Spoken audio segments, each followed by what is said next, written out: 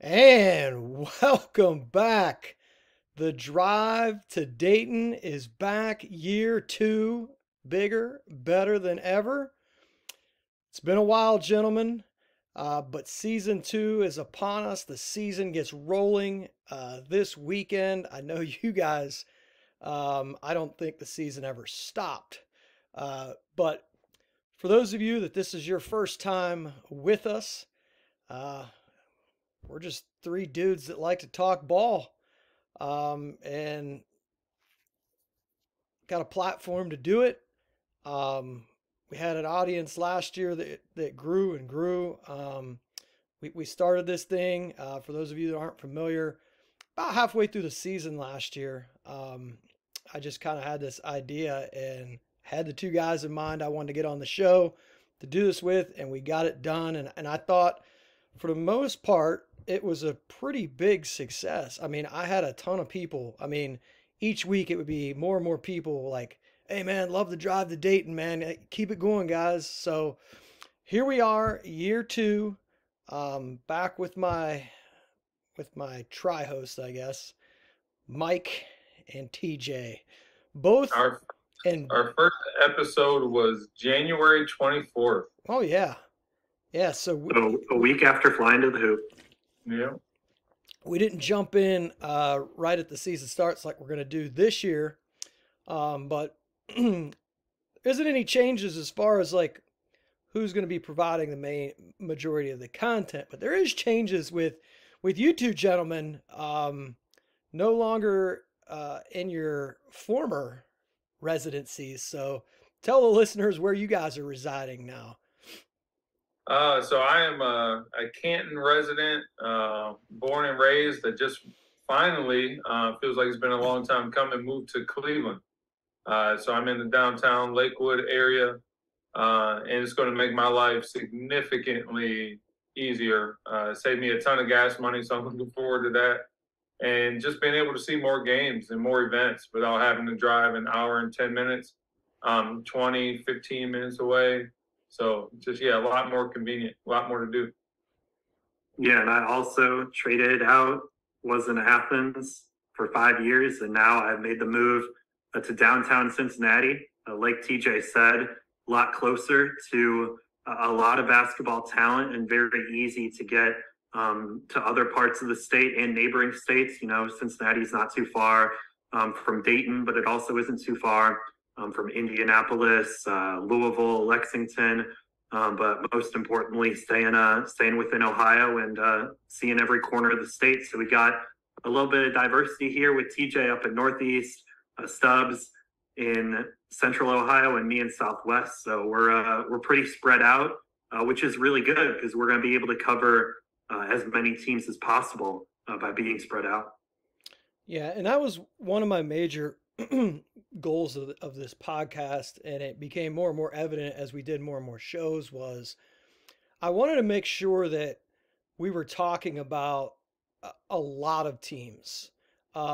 Because I think even so for me, at a certain point in my life, I feel like when I was covering basketball in Ohio, it was all like, well, if they don't win a state championship, then none of these other teams matter. Like, it was almost like that mindset where I've grown to have the mindset of like, yeah, there's different levels to this, and teams that are setting out to win a district this year, that's a huge deal.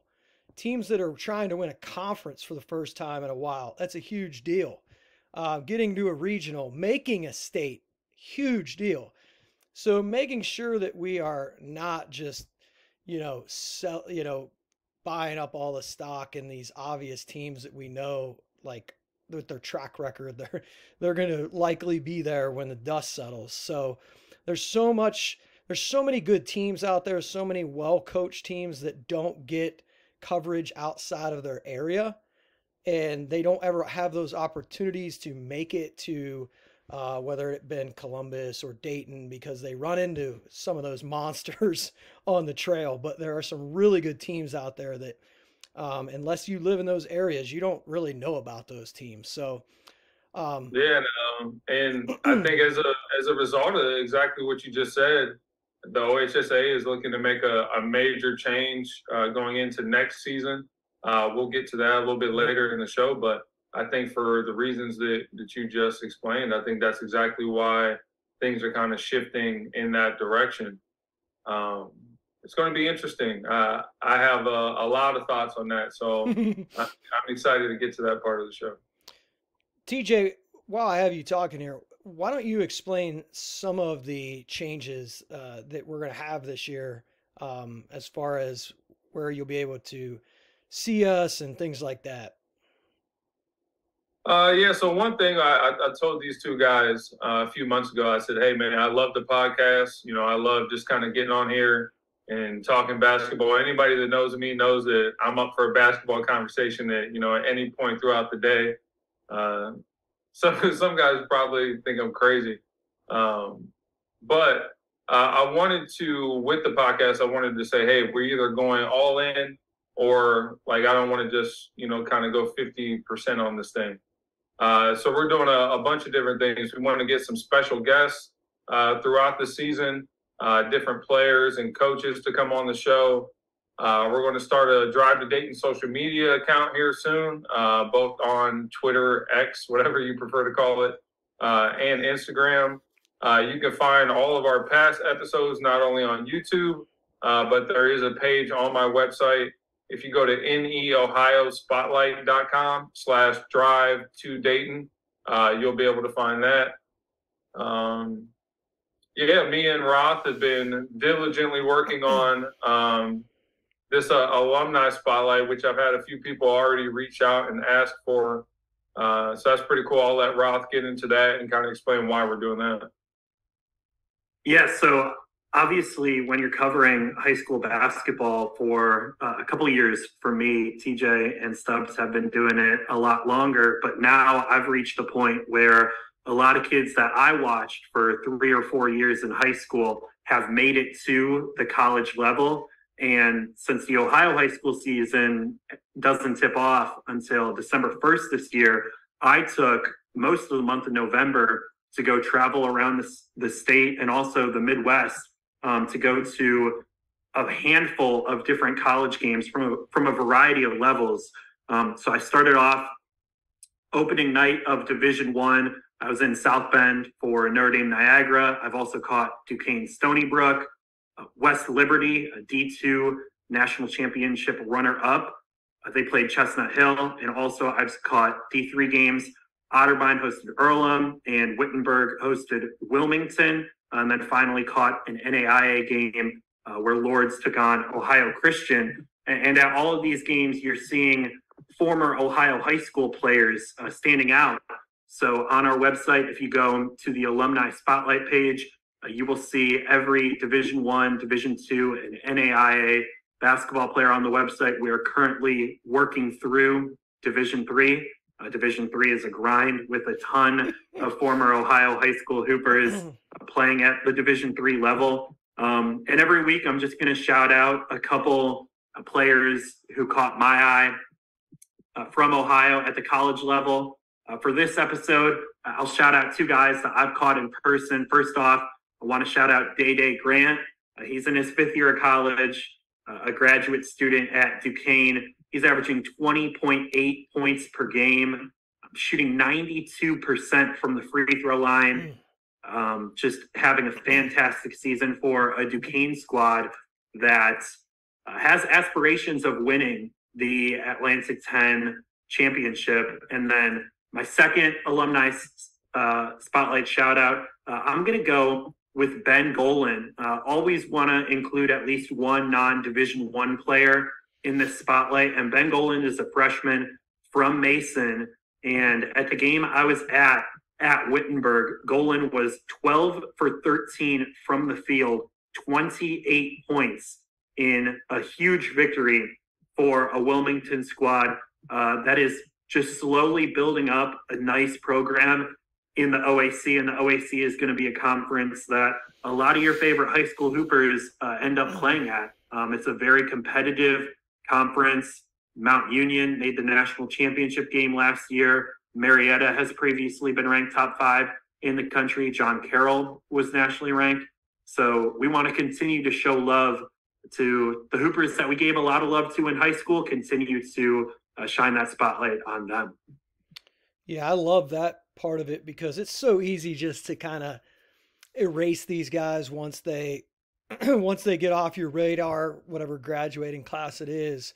It's almost like you're wiping it off your hard drive because you got to add so many more incoming guys into those freshman classes. It's like, all right, we got to get rid of something. But a lot of these kids playing, I mean, the kids that get all the notoriety at the D1 level is fantastic. It's awesome. But there's kids playing high level ball at all divisions across the state of Ohio. And you mentioned Wilmington. Is Micah Mills the head coach there? So Yep. He's got some Marietta connections, correct? Did he play at Marietta? I do not know. Can find out for you right now. I almost feel like he did, but I could be wrong about that. But if that's the case, I don't really see anything. He was an assistant. Let's see. He was at Otterbein. Ohio Valley University in West Virginia. Oh yes. That's right. I believe he's a Dover kid. He is from Dover. Yeah. So yeah, definitely a kid that comes from a winning pedigree. So you mentioned the OAC, man. That's a grind. That conference is a grind. Especially, up there towards the top. Another thing that we're going to be looking at this year is our players and teams of the week, which we did last week. And personally, I would love to bring on some of those guys onto the show. I know a lot of you would want to hear some of these players.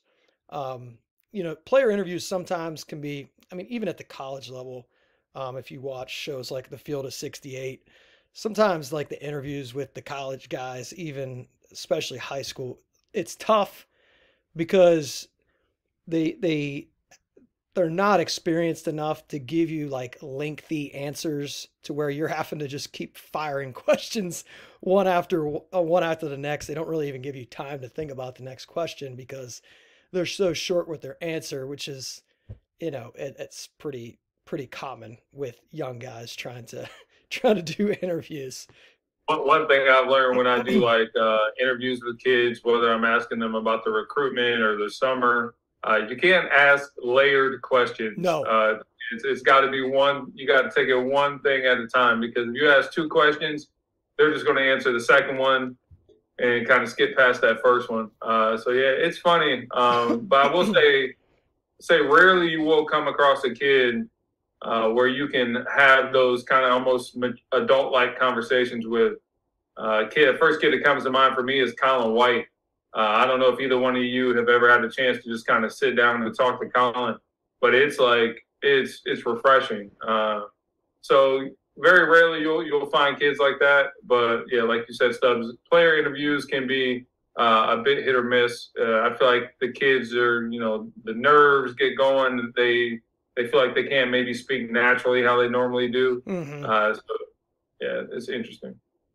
Yeah, it's funny when they try to use words that they think you want to hear, and it's like, man, just be authentic with me, man. I don't need you to pull out the. To become an English tutor like TJ. Yeah.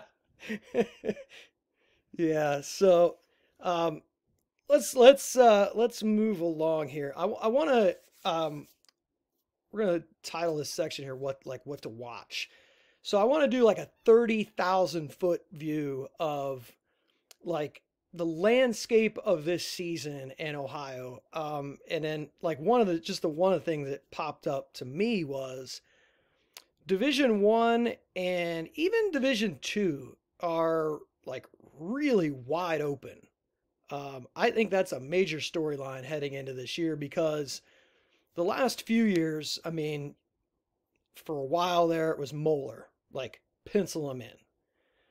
Last 2-3 years, St. Ignatius, or not St. Ignatius, well, St. Ignatius has been in the hunt, but Centerville, right? Pick Central.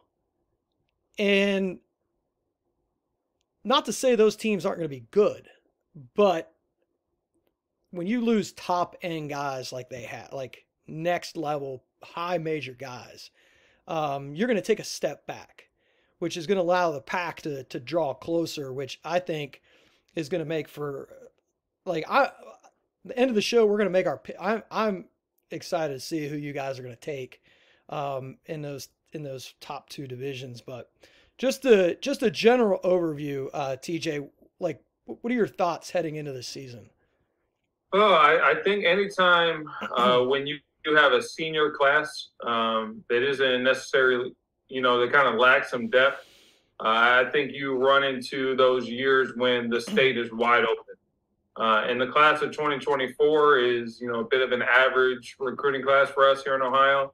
2025 is one of the better classes, since I've been around. But anytime you have this a group of seniors where, like I said, is not a depth of talent, it results in the state being up for grabs. We saw that back in 2017, and I think Columbus is kind of running into that, especially. Mm-hmm. I was looking through Division I in Columbus the other day, and I think you could almost pull a name out of a hat, and I think that team has a very realistic chance at making it to states. Just off the top of my head, I had Delaware Hayes, Hilliard Bradley, Reynoldsburg, Westerville Central, Westerville North, Olentangy Orange, Walnut Ridge, Pick Central, Pick North, Northland. It's Newark. Newark, right? They always have to be in the conversation. So I am actually most excited to see how that Division I in Columbus plays out, because I think it can go one of a dozen ways. I've got a couple sleepers in Columbus. I think Big Walnut and Olentangy Berlin are going to be two teams that at least make it to the district semis, if not crash the party to make a district final. And like TJ said, I posted top 10 rankings in every division on Prep Hoops Ohio. You can find those on our Twitter, Instagram, or on our website. And I also did honorable mention looks throughout each region. And like TJ said, in Central Ohio, there were so many teams that he just listed. And I also think that bodes true for Northeast and Southwest Ohio in Division I. You're just going to have a lot of teams, and it's going to be interesting to see what teams end up emerging and get those top playoff seeds, and which teams maybe start slow and then hit their stride coming towards the end of the season. Because I think this season especially, you're going to see some teams start off really high and then some other teams catch up to them throughout the year. And we'll probably see a lot of shifting in which teams go on long win streaks, and obviously have a lot of variety in our players and teams of the week who catch our eye.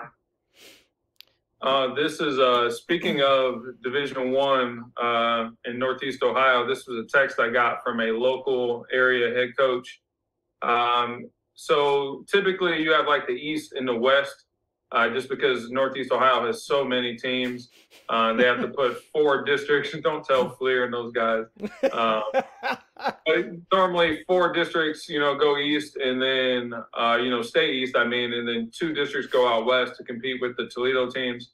But this text I got a few weeks ago said it's a 6 Division I super districts. There's no East and West. It's just a massive tournament in Division I for Northeast Ohio.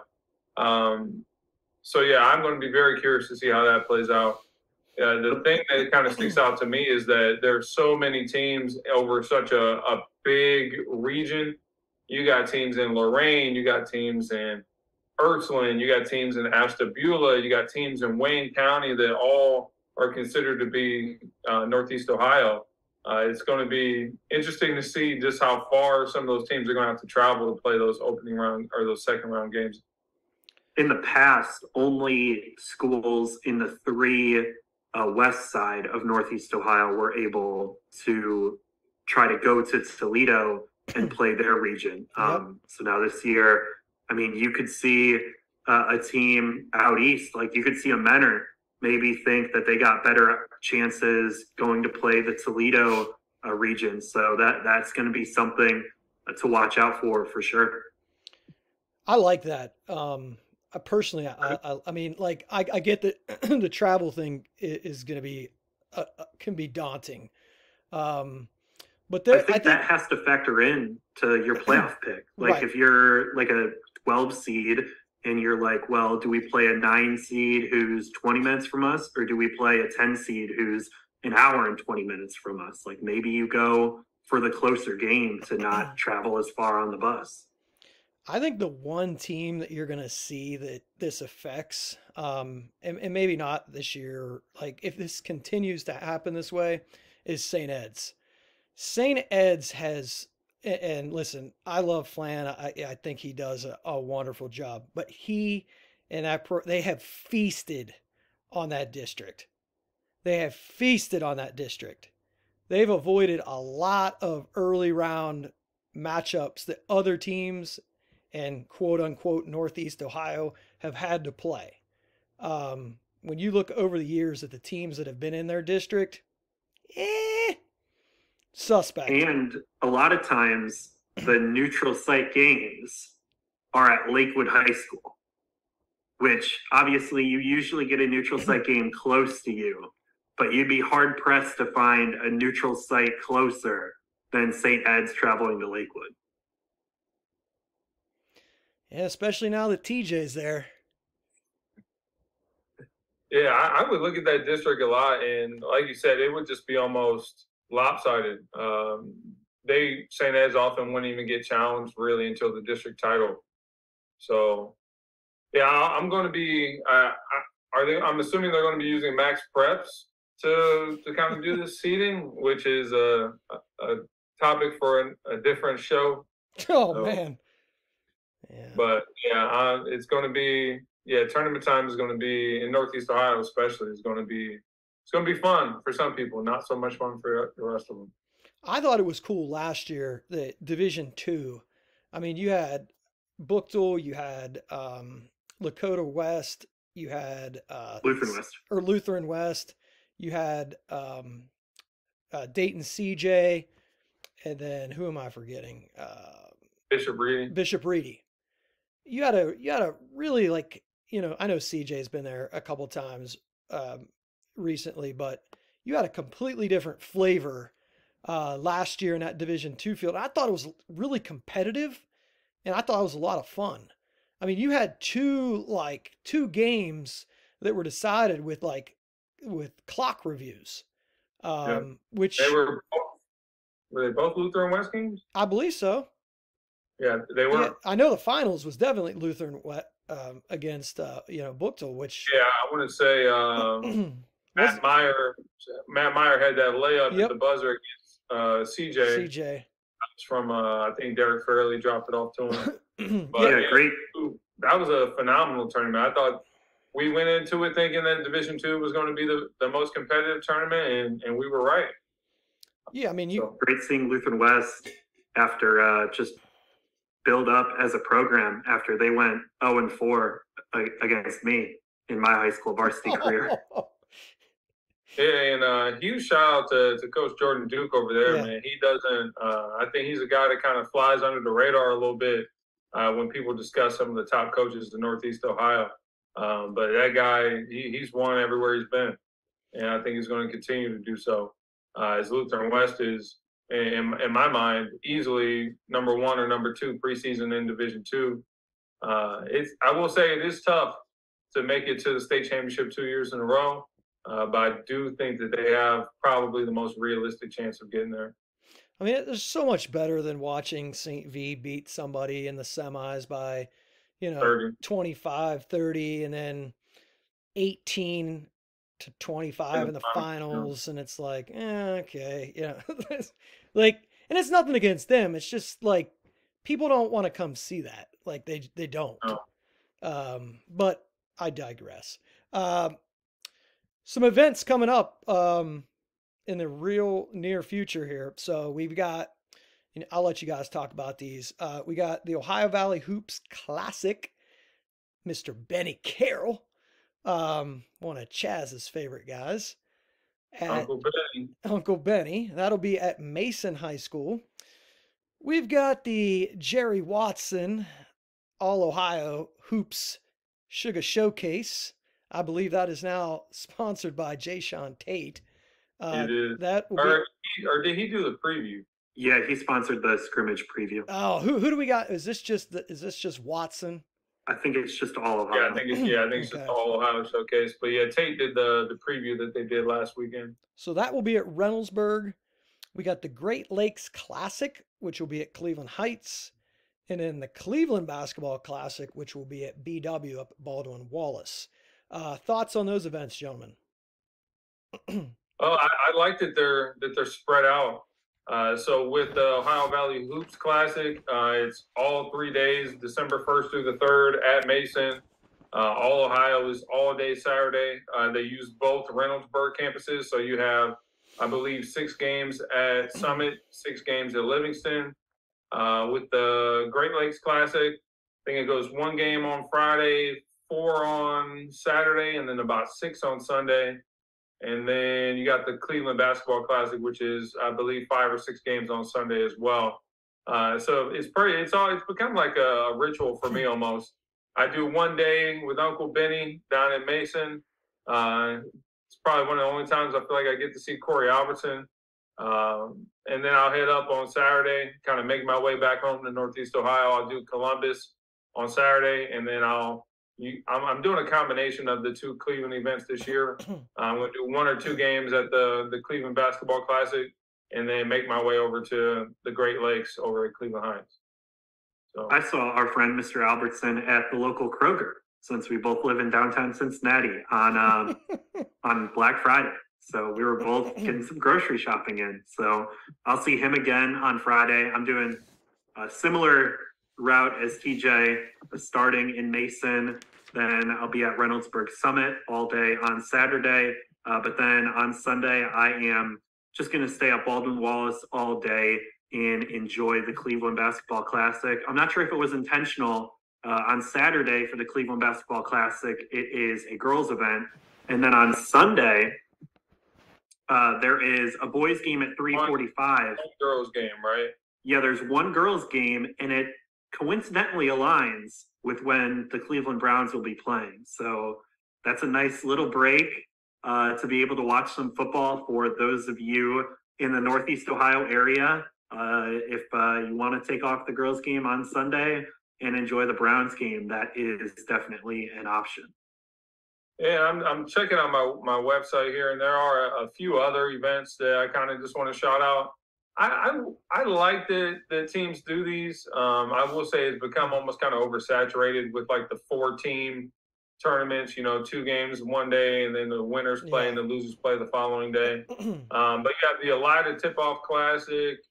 You have the Jaguar Invitational at Columbus Wellington. You have the Zane Trace Tip-Off Classic, and you have the Body Armor Classic put on by Coach Ricardo down at Indian Hill. So that's a 6-game event, and he's splitting it up between 2 gyms, kind of similar to how All Ohio does it. You have the DeFranco Classic at Midview, which has been around probably longer than I've been alive. And then the last event, it's just 2 games. It's called the Kingdom Classic over at Ohio Dominican. You got Cincinnati Aiken against Westland, and then Columbus Northland playing a team out of Canada. So those are all of the events that I'm aware of that are taking place this opening weekend. Yeah, there's always seems to be a sneaky game in one of those like obscure events on that opening weekend. Always. A team that kind of comes out of nowhere. But I think, you guys hit the main events. If there's one game on one of those obscure events, Cincinnati Woodward against Louisville DeSales at the Body Armor Classic. I just saw Louisville DeSales last night play against Louisville Trinity in a thrilling overtime contest. Trinity came out on top 75-71. DeSales is led by Damon King, who is a senior point guard with a couple Division I offers. They also have a Liberty commit in Will Gibson. So DeSales, one of the better teams from Louisville, they'll be coming up to Cincinnati to take on Cincinnati Woodward. Yeah, another game I like at the DeFranco Classic. You have Sandusky against Elyria. I think that could be a pretty fun up-tempo game. Lorraine and North Ridgeville, pretty good matchup. The two teams out that way. Yeah, and I would say that's probably it in terms of some of the other events. Sandusky and Elyria opened up the season against each other last year at the DeFranco Classic. I was at that game, and it was, like you said, up and down. I think both Dalen Green and Jaden Crutcher each had at least 25, if not 30-point performances. So that was definitely a fun one last year to open up my season. Sandusky plays one way and one way they play, but it's fun. Sandusky making the jump this year to Division I. I know they are super high on that junior class that they have. They have won all the way up through just a very winning group of kids.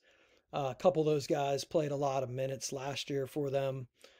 So we'll see, how they do up in Division I. If you're going to be in Division I, with the decent chance of succeeding at making the jump, that's probably a pretty decent place to be, as opposed to some of the other areas in the state. Making the jump to D1 is sometimes a death sentence. Yeah, and I think junior Jason Henlin that's the kid. Yep. Yeah, he's got a chance to be one of the more breakout players. He was a kid that wasn't on my radar at all until last season. I went out and watched a doubleheader. I believe it was Sandusky against Mansfield Senior and then Shelby against Lexington. But Sandusky played Mansfield in the first game of the night, and I believe he had like 18 or 20 points as a sophomore. So he just kind of flashed some of his talent. And yeah, I think with Dalen Green graduating last year, I think Jason's going to put up some really big numbers for Sandusky, especially with their tempo, and he's kind of real downhill athletic guard. I think it's like hand meets glove. So I think for the next 2 years, he's going to put up a lot of points for Coach DeMar Moore. All right, before we jump into our games that we're most looking forward to this weekend, any just general thoughts on Division III or Division IV? Roth? I'll start. Yeah, I think that you're going to see a lot of familiar faces in Division III, specifically. Once again, when you're looking preseason, your Lutheran East, your Ottawa Glandorfs, your Harvest Preps, Preble Shawnee, but also you're going to have some new faces. I know Stubbs' favorite region of the state, the East District. You guys got a couple teams this year in Division III. I'll be keeping an eye on Malvern and Martins Ferry. Probably not as close of an eye as you will, Stubbs, but I'll be checking their scores.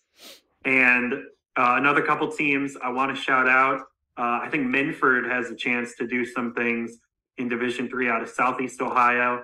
And Columbus Academy is a bit of a sleeper out of Central Ohio. And then when you look at Division IV, Stubbs will give us the Northwest Ohio rundown. So I'll stay out of the Northwest region.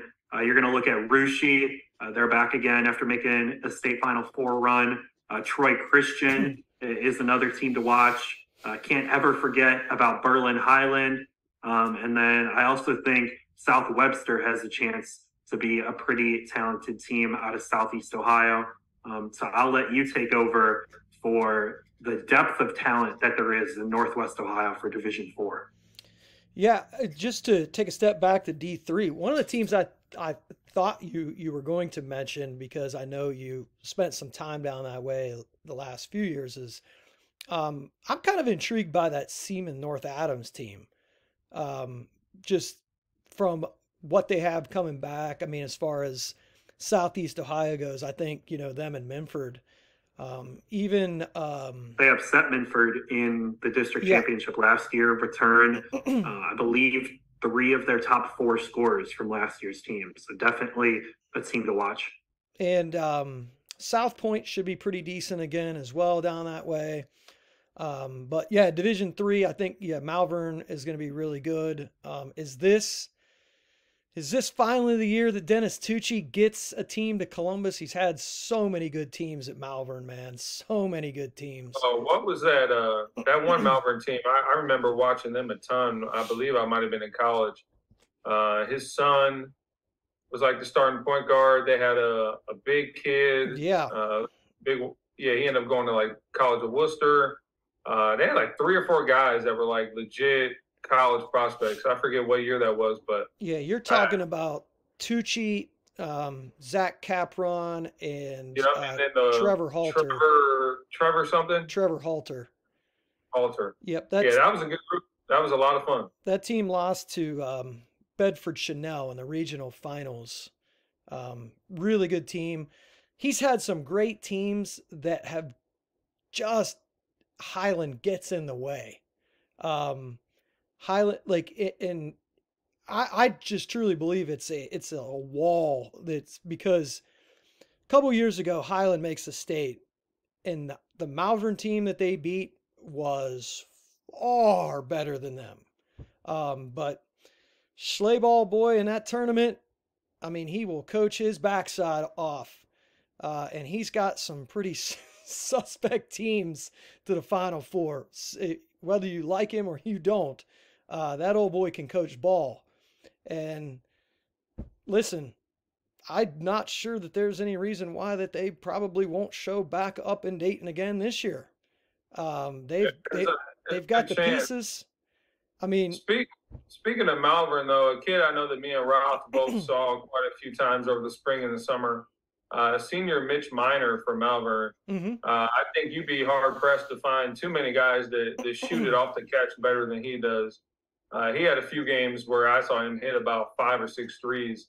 It was almost like clockwork every time I watched that team, the Ohio team, play. And another senior on that team who I have not yet evaluated. I'm hoping that I can get around to him. I believe they'll be at the Battle at the Berkey at Smithville in January. But they have a guard named J. Allen Barino, who I heard just is kind of Swiss Army knife type of guard who can defend. He's really athletic. He's long, does a lot of different things to impact the game. So I'll be very curious to see how they look in person, just kind of as a complete unit.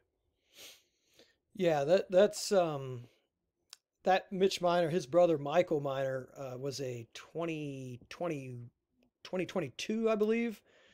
He was a really good player for them, about 6'7", a couple years ago.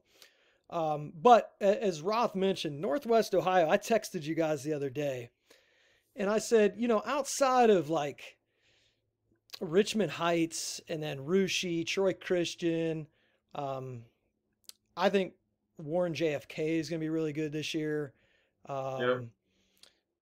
Northwest Ohio could legitimately have their own state tournament in Division IV from a depth perspective. Like, it's not even close. The games that those teams have to play in sectional play, district play, are not even comparable to the rest of the state. I mean, it is so deep in that part of the state that, I mean, it is so hard to get to the state from that area. I mean, you look and see the teams that have not been able to escape. Like last year, Marion Local wasn't able to escape. Convoy Crestview got them. And again, Convoy Crestview is going to be really good again. Delphus St. John's up that way is going to be really good. I think Antwerp's going to be good again. I know I'm blanking on several teams right now, but I got 3 more. They all made my preseason top 10. Patrick Henry for sure. Has a couple talented players. They won a district last year. Yep. I think Maumee Valley Country Day and Toledo Christian conference rivals will both have a chance to win a district this season as well in Division IV. Yeah, Patrick Henry was the team I was thinking of. I know that they're going to get a late start. Football team just got beat last week by that juggernaut Marion Local Flyers. I can't let this go. Gentlemen, this afternoon, I went down a rabbit hole. You know, I'm a big Northwest Ohio guy. Now, I want you guys to just put this in. Just take this in. Since 2000, Marion Local has won 13 state football championships. 13. They've been in 18 Final Fours and had 3 runners up where they got beat by twice on two occasions. The teams that usually beat them are from their own conference. That's absurd. That's like some Mount Union football stats right there. I mean, somebody legitimately should do a documentary on that. I saw them have a score a few weeks ago. Maybe it was like 65-0. Yeah, in the playoffs. Like, in the playoffs is absurd. And the craziest part is 65-0 in football is probably equivalent to beating a team by 100 in basketball. Am I wrong? With a running clock, yeah, it's pretty bad. Yeah, it's pretty close. I think they only have like 1 or 2 losses in Division 7. Like their playoff record in Division 7 is like 45-2. Yep. Like they always in Division 7 just find a way. They get it done. Yeah, one of those losses was New Bremen, who is in their league. So it's just, but I just had to mention, it was so baffling. But Marion Local is another team this year that, to me, can very easily be in Dayton for the Final Four. I'm sure you guys would agree with that. So yeah, I thought junior Austin Niekamp had some really, really good moments this summer. I caught him down at Dayton's team camp. He played really well. He's 6'8", skilled, big, kind of, knock down that trail 3, can facilitate a little bit from the high post. He even flashed the ability to kind of drive from the elbow and make some plays. So I think he's a kid as he continues to get stronger, just kind of add confidence. I thought last year as a sophomore, he was kind of up and down. I think this year as a junior, he's going to have a really big year. And then you have senior Jack Napke, who's also a big 6'8", massive guy. So they have a lot of size. So it's going to be real curious to see how the rest of that team kind of unfolds. With them, I think it always comes down to the same, like, is the guard play going to be good enough? It's going to be solid, but is it going to be good enough to get to that next level where they want to go? In 2018, when they were able to win it, Bruns was able to take some of that pressure off by handling the ball for them. And that team, I'm not sure how that team beat Cornerstone Christian, but they found a way, man. They just did. That might be, off the top of my head, that might be my favorite game. That was a fun game. State tournament. I mean, that was just big shot, big play after big play. That was phenomenal. I would say that, and probably Columbus South Trotwood. Probably my 2 favorite games I think I've watched in the state tournament since I've been covering this full time. Well, we'll have plenty of time to dive into more of these teams. Let's. I want to get your opinions here real quick. TJ, what games of the week are you looking at this weekend? So two games that come to mind for me. Obviously, Richmond Heights has been getting a lot of hype in the preseason. Some national outlets have them as high as number 9 in the country. So a lot of people have been discussing that, and they come out swinging with their schedule, man. So they play at the Ohio Valley Hoops Classic. They play Newport, who's probably a top 10 team in Kentucky. Really talented, 4 surefire scholarship kids. So that's a big test for them. And then they turn around the very next day and go play Reynoldsburg, who on paper, outside of Richmond Heights, might have the second most talent out of anybody in Ohio. So back-to-back days, man. They have 2 really, really talented, athletic opponents who who aren't going to back down from them and who are going to look to play the exact same game that they want to play. I saw a Newport and Reynoldsburg play each other. I believe it was at Xavier's team camp, and that Newport team is gritty. They're good and they know they're good. So I think that's going to be a really fun game. I'm hoping for a big time environment over at Mason. A non-event game that kind of popped to me was Medina against St. Ignatius. Easily two of the most successful programs out of Northeast Ohio in the last 10 years. Coach Hassinger, he plays a very fun brand of basketball. He's got some guys that can really score, really shoot it. He's got two seniors in Brock Beach and Connor Smith, who I really like. And they'll be going up against St. Ignatius, who could very easily be the preseason number one in Division I. And then another Northeast Ohio game, Brush and Lutheran West. So Lutheran West obviously returns 4 of their 5 starters from last year. They brought in Tino from Hudson, who averaged, I believe, like 18 points a game. He fits kind of perfectly, into a niche that Coach Duke desperately needed. They take on Brush over at the Great Lakes Classic. I'll be in attendance for that. Brush is a team who might not have that same high-end Division I talent. Like when they had the John Hugleys of the world, even like Andre Harris, like big-name guys like that. But they have some really tough guards. I love senior Caleb Burge, Arnell Edmonds, Damari Dammons is a junior who missed his entire freshman season, but, had some good moments last year and had a really big summer. And then also Ali King, who's, I want to say he's a senior. He's only 16 years old. He's only been playing basketball for a few years, but he's a kid who a lot of coaches at a lot of different levels have been pretty high on. So I think it's going to be a pretty even matchup. I think that game is going to be a lot closer than some people would expect it to be, especially with it being so early on in the season.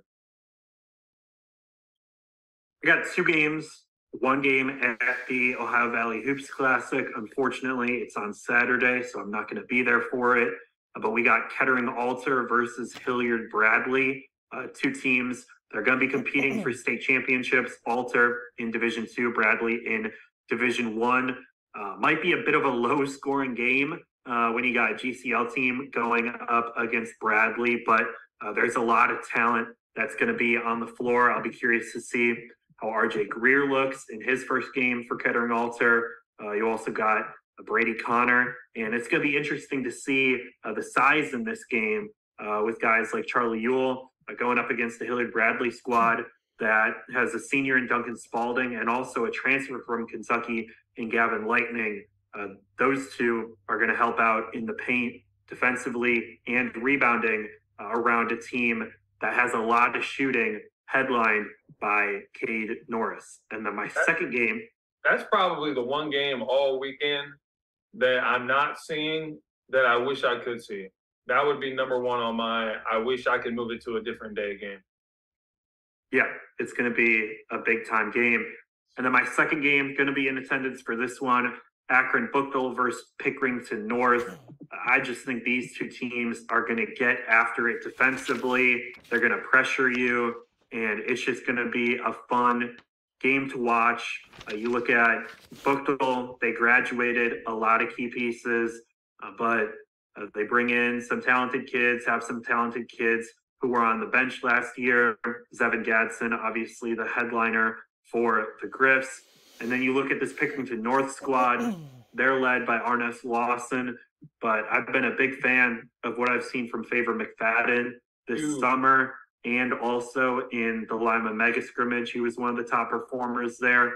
So it's going to be interesting to see how these 2 teams might not have a ton of shooting, but they're going to want to play fast, get out on the break, and you'll be hard-pressed to find more just tough defensive teams than those 2 going at it at Reynoldsburg. I believe that is the penultimate game of the Summit schedule, Reynoldsburg Summit at the All-Ohio event. So I will toss it to Stubbs.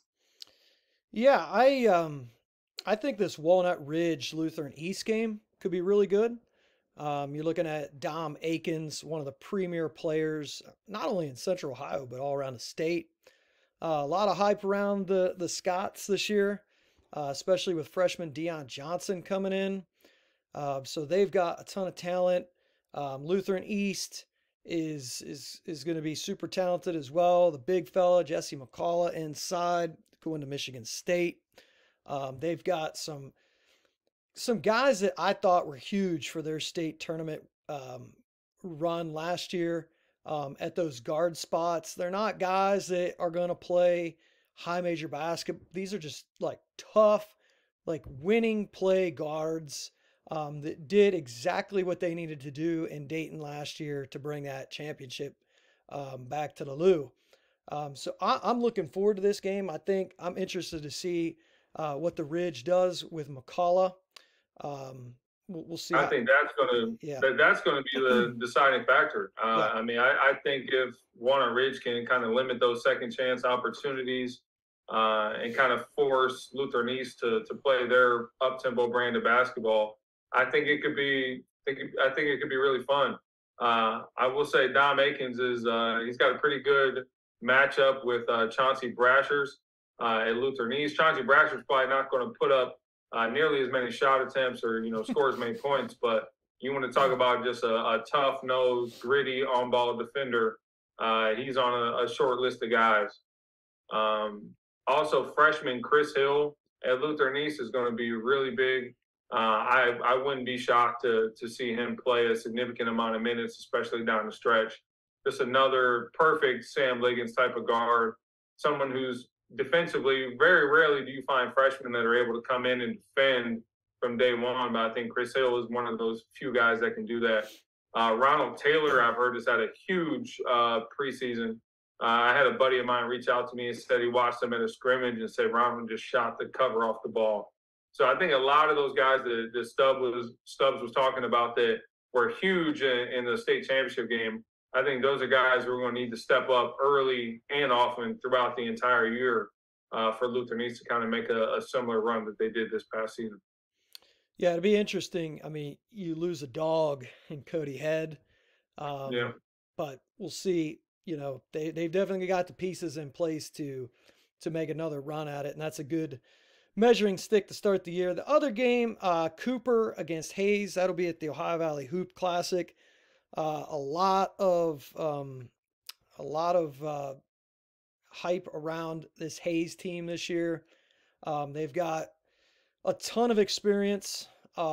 Guys, they'll have 2 kids, I believe, that'll be 4-year starters on this team. And Lohman and Burris, those guys have played a ton of basketball. And then the transfer comes over from Northside Christian, Vanderwarker. And I mean, you put in a Division I kid into that lineup, and you know, Vincenzo does a fantastic job with that Hayes team. They're going to defend the rear end off. Last year, they just ran up against a better team and Orange in the tournament.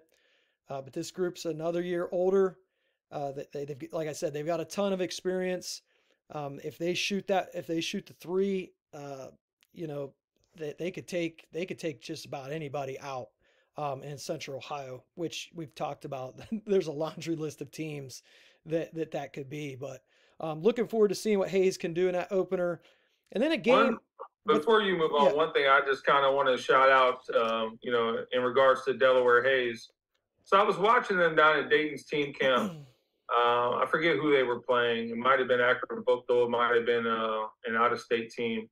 But it was one of the very few times that I actually see high school kids having fun. It's like we put so much pressure on these kids. These kids have so much, you know, weight on their shoulders for, you know, worried about the recruitment or their stats or, you know, this or that. I just got to see a group of kids, 8 or 9 of them, just have fun, celebrate each other. They communicated. The bench was involved. The coach was into it. Guys were making shots, making the extra pass. That was like one of the most fun games that I actually got to watch all summer long because they were enjoying it. And because they were enjoying it, it made it that much better for me. And like I said, Coach Vincenzo does a phenomenal job over there.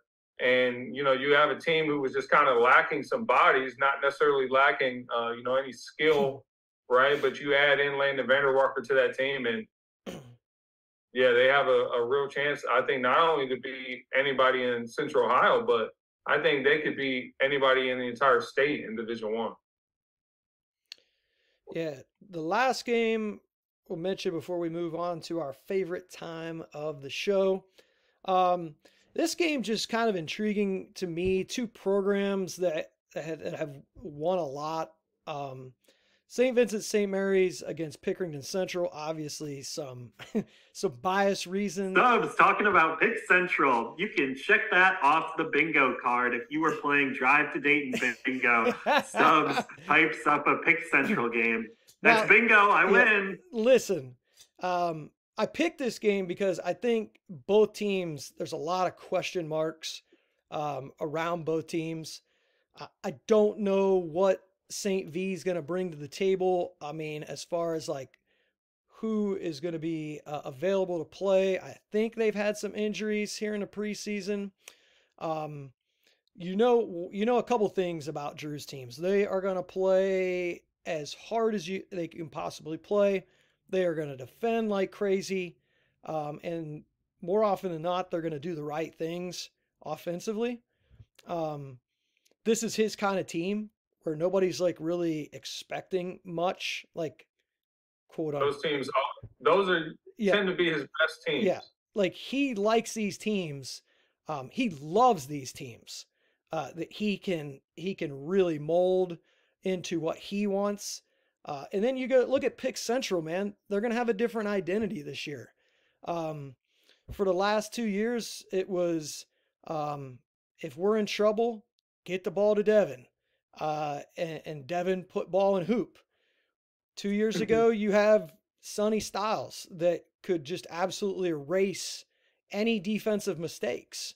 I think this team is going to be completely different this year. You're going to have some inexperienced guys, but you also got some guys with a ton of experience like Jawan Turner, Amari Spiva. Braylon Wells has experience. It's been kind of like stopping and starting with him. Like he had to miss half the season last year. Right. And then move into Akron. I think with Braylon, if he would have stayed with this program from start to finish and not have left because he was at Pick Central, maybe he would be even further ahead of where he's at. I think he's going to have big contributions this year. But yeah, I think this team is going to have to win games by getting in people defensively.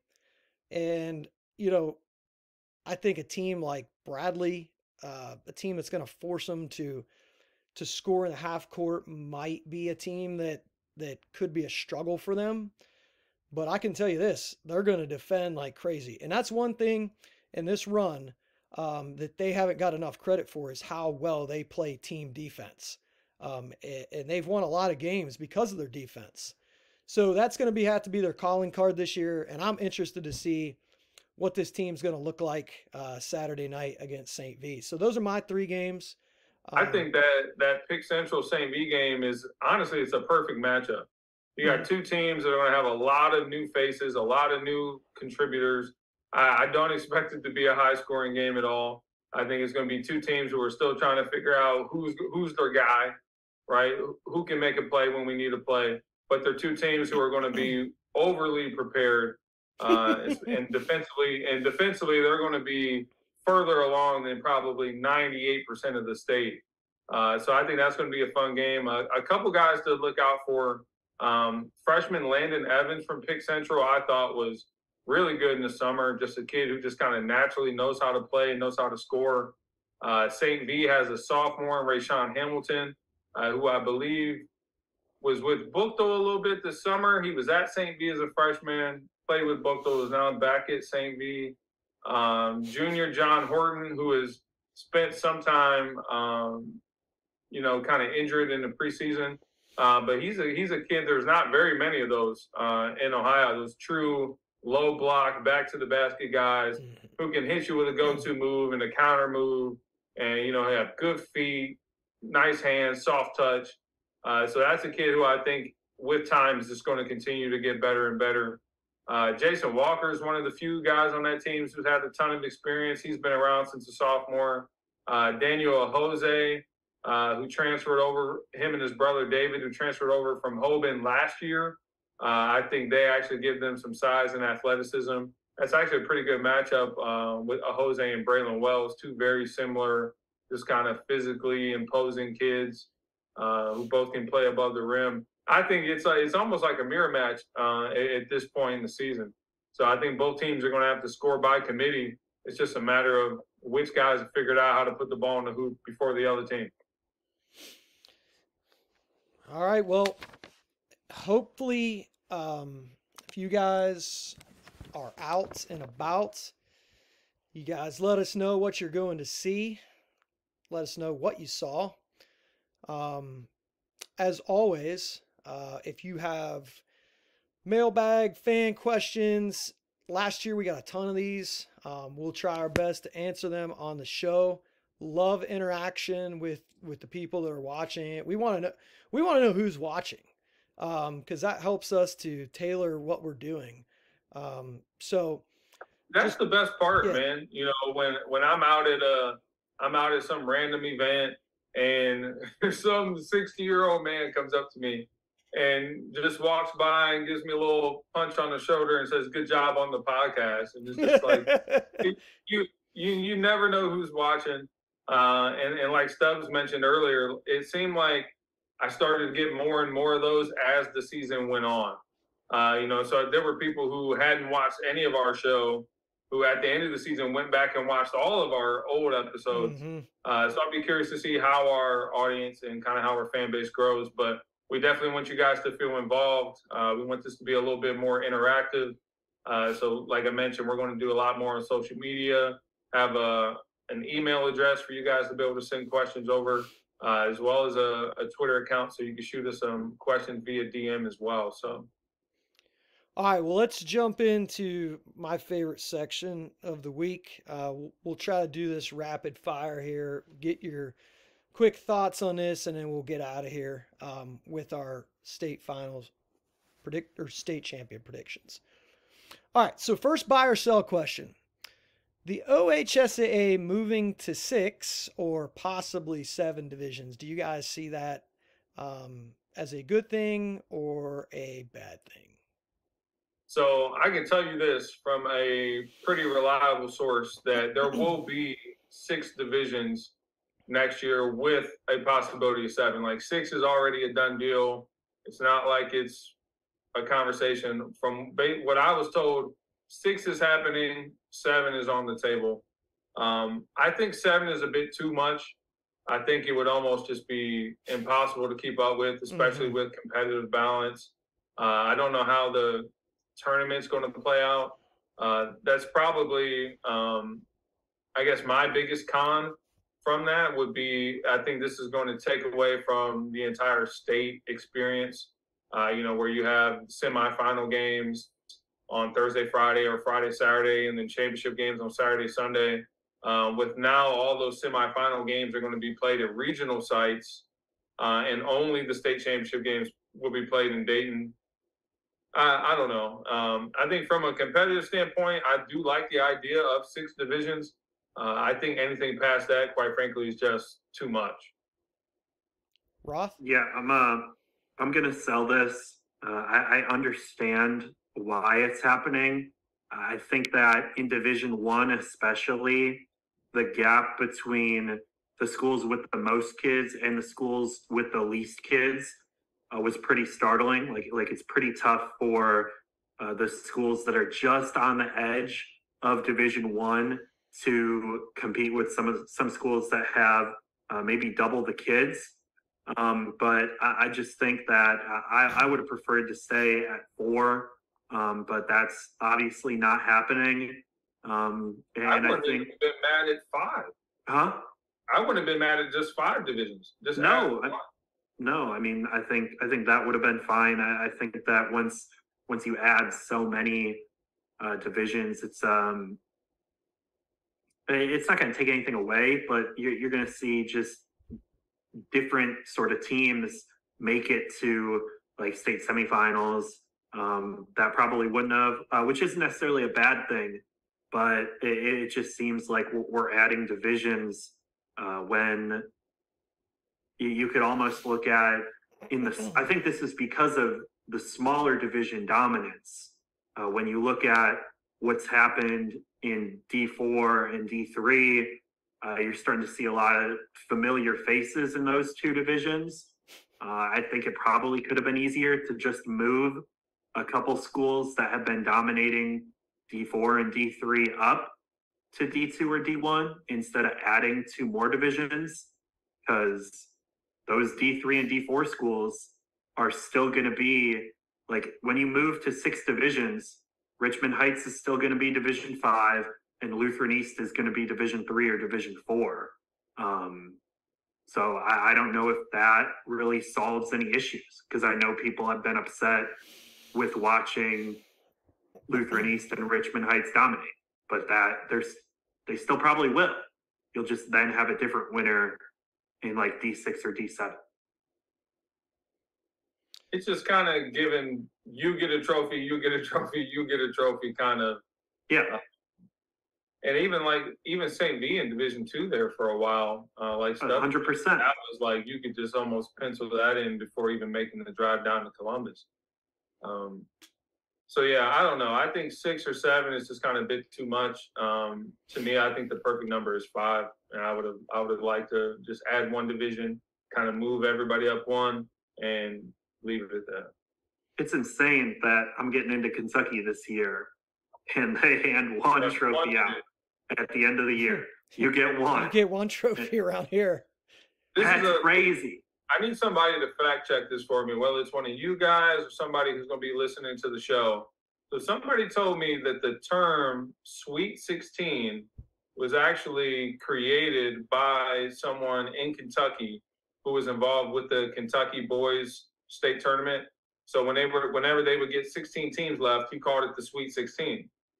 I was told that the NCAA has to pay him in order to use that term. I would love to know if that's true. If somebody can confirm that, please help out. But I had heard that story just kind of in passing, and I thought that was pretty awesome. So I don't really have any other additional thoughts to the divisions.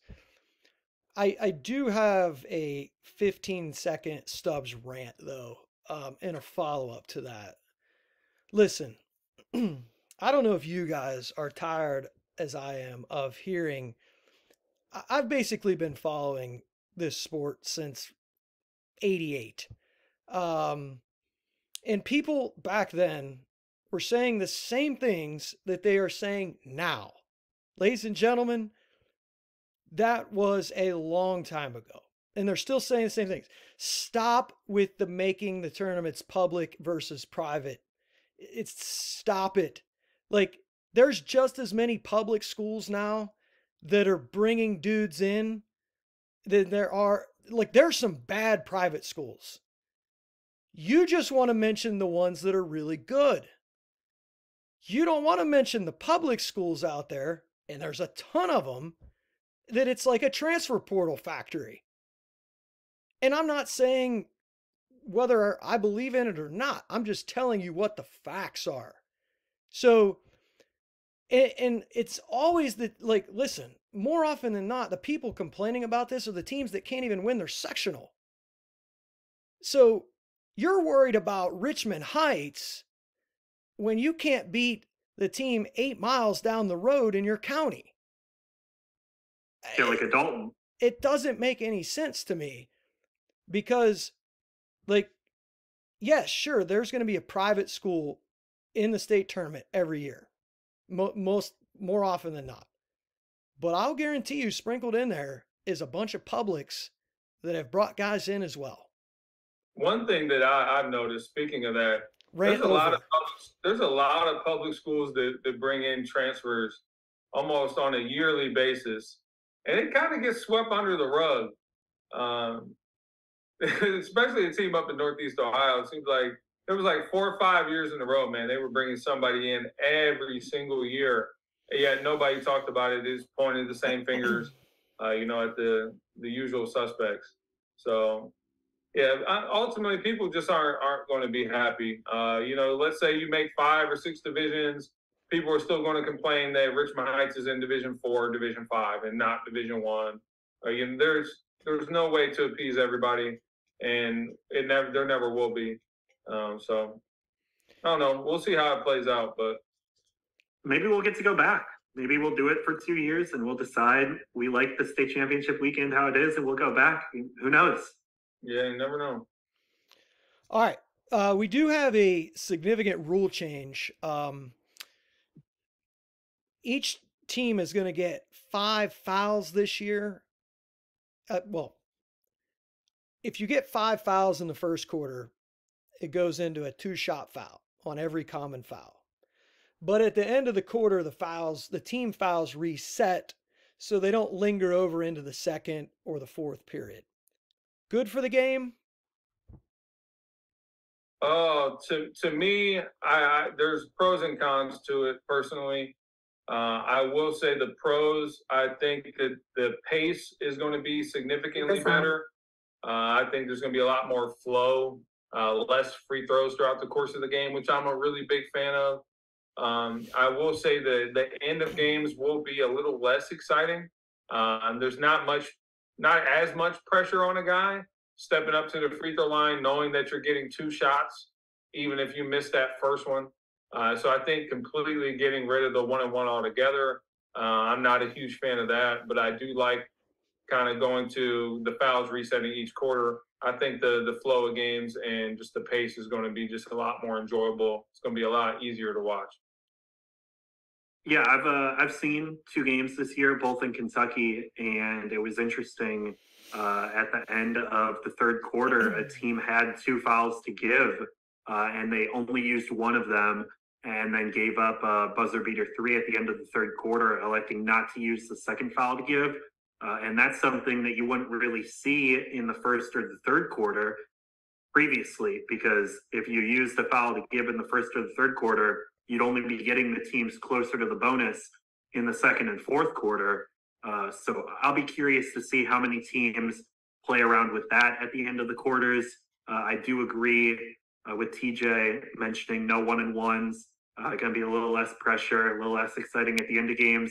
But I'm neither buying or selling this rule change. I think I'm just going to watch the stock, see how it plays out, and then decide if I want to buy or sell later in the year.